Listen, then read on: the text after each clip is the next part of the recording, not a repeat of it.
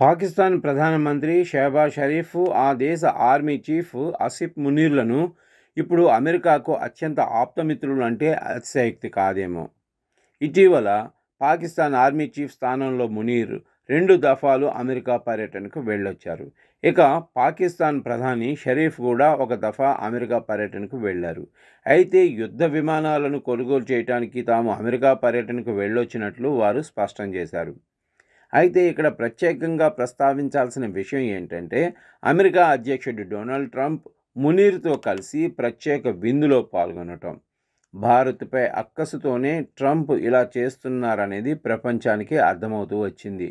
గతంలో పాకిస్తాన్ పెంచి పోషించిన ఉగ్రవాది Osama bin Laden world trade సెంటర్పై దాడి చేసిన తర్వాత ఆ దేశాన్ని అమెరికా దూరం పెడుతూ వచ్చింది. అయితే ఇటీవల కాలంలో పాకిస్తాన్కు ఎక్కువ సీన్ క్రియేట్ చేస్తున్నారు ట్రంప్.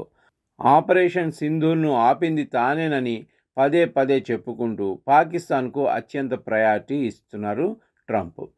అయితే ప్రధాని షెహబాజ్ షరీఫ్, ఆర్మీ చీఫ్ మునీర్లను బ్యాన్ చేయాలనేది అమెరికా ఎంపీల డిమాండ్. దీనికి సంబంధించి యుఎస్ కాంగ్రెస్ సభ్యులు 44 మంది విదేశాంగ కార్యదర్శి మార్కో రూబియోకి ఒక లేఖ రాశారు. ప్రధాని, ఆర్మీ చీఫ్లను తక్షణమే బ్యాన్ చేయాలంటూ లేఖ రాశారు. పాకిస్తాన్లో ఆర్మీ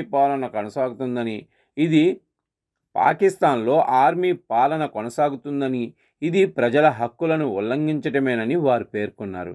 అటువంటి దేశంతో మనకి మిత్రత్వం ఏంటి అని ఆ లేఖలో ప్రస్తావించారు.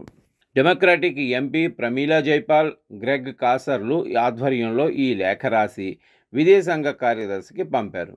దీనిపై ట్రంప్ ఎలా రియాక్ట్ అవుతారో చూడాలి. ప్రతిదానికి పాకిస్తాన్ను వెనకేసుకొస్తున్న ట్రంప్ ఇప్పుడు ఆ దేశ ఎంపీల డిమాండ్పై ఏం చేస్తారన్నది ఆసక్తికరంగా మారింది. తన పందాను మార్చుకుంటారా లేక పాకిస్తాన్తో అదే స్నేహాన్ని కొనసాగిస్తారా అనేది చర్చనీయాంశమైంది. భారత్ను భయపెట్టాలని పాకిస్తాన్కు వెన్నుదన్నుగా ఉంటూ వస్తున్న ట్రంప్నకు సొంత దేశంలోనే నిరసన తెగ ఎదురుకావటం, అందులోనూ అది ఎంపీల నుంచి ఎదురుకావటంతో ట్రంప్ను ఇది ఖచ్చితంగా ఆలోచనలో పడేస్తుందనటంలో ఎటువంటి సందేహం లేదు.